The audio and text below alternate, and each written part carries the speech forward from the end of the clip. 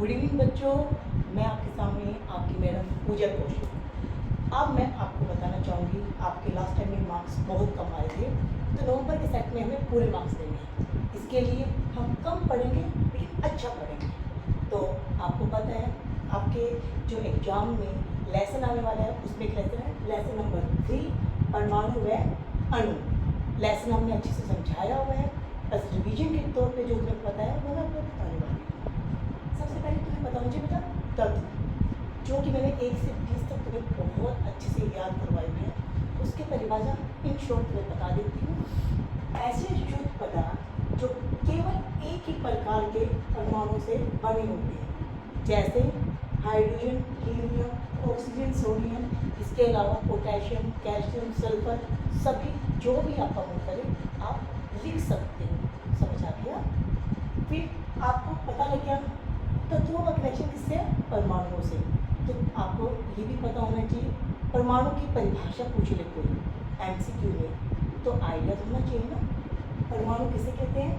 किसी तत्व का वह सूक्ष्म भाग जिसमें तत्व के सभी गुण सदा रहते हैं। जैसे हाइड्रोजन, हाइड्रोजन के हर परमाणु में हाइड्रोजन के सारे गुण विद्यमान होते हैं। और एग्जाम्पल, हाइड्रोजन का परमाणु द्रव्यमान क्या होता है, परमाणु क्रमांक क्या होता है, किसी भी परमाणु को ले लें सबका बराबर होता है।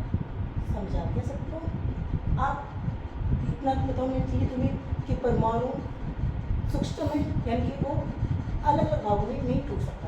इसके बावजूद भी वैज्ञानिकों ने खोज की, पता लगा परमाणु भी 3 अपरमाणिक भागों से मिलकर कणों से बना होता है। कौन कौन से परमाणु? 3 कौन से? 3 अपरमाणिक कणों से मिलकर बना होता है। नाम आपको याद होगा, फिर से रिवाइज करवा देती हूँ। नंबर 1 इलेक्ट्रॉन, प्रोटॉन और न्यूट्रॉन। समझ आ गया? ये क्वेश्चन एमसीक्यू में और वैसे भी वेरी शॉर्ट आंसर में हमेशा आता है, तो आपको हमेशा याद होना चाहिए परमाणु 3 अपरमाणिक कणों से मिलकर बना होता है, इलेक्ट्रॉन, प्रोटॉन और न्यूट्रॉन। और इसमें आवेश का भी होता है। इलेक्ट्रॉन पे कौन सा आवेश होता था? ऋण आवेश। कौन सा? ऋणात्मक, जिसे हम माइनस बोलते होते हैं। और प्रोटोनों पर हमेशा धनात्मक, यानी कि प्लस का चार्ज होता है। और न्यूट्रॉन पे कोई भी आवेश नहीं होता। चार्ज और आवेश मतलब एक ही। समझ आ गया? अब अणु, कोई परिभाषा पूछेगी तो अणु भी तुम्हें पता होना चाहिए। पदार्थों में छोटा कण जो प्रकृति में स्वतंत्र अवस्था में पाया जाता है।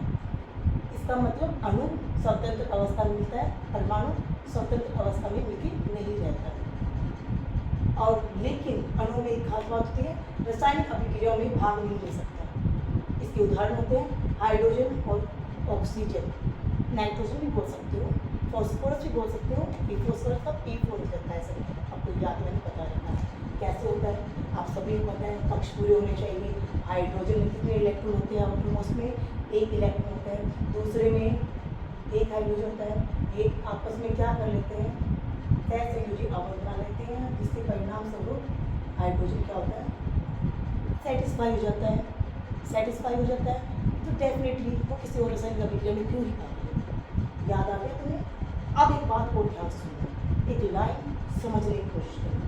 किसी तत्व के अणुओं एक ही प्रकार के परमाणुओं से द्वारा बनते हैं। इसका मतलब क्या हो गया? सबसे छोटी इकाई परमाणु।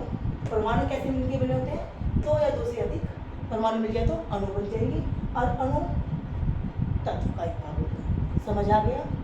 अब मेन एमसीक्यू जो तुमसे पूछ सकते हैं, कोई 5 क्वेश्चन मैं बता देती हूँ आपको फिर से। सोडियम का संकेत क्या होता है?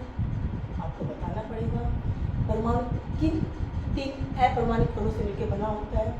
इलेक्ट्रॉन पे कौन सा आवेश होता है? और इसके अलावा सोडियम का परमाणु क्रमांक क्या होता है? ऑक्सीजन का परमाणु क्रमांक क्या होता है?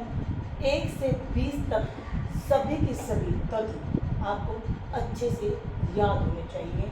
उनके संकेत याद होने चाहिए, उनके परमाणु द्रव्यमान याद होना चाहिए, परमाणु क्रमांक याद होना चाहिए। समझ आ गया बच्चों? नमस्कार, धन्यवाद।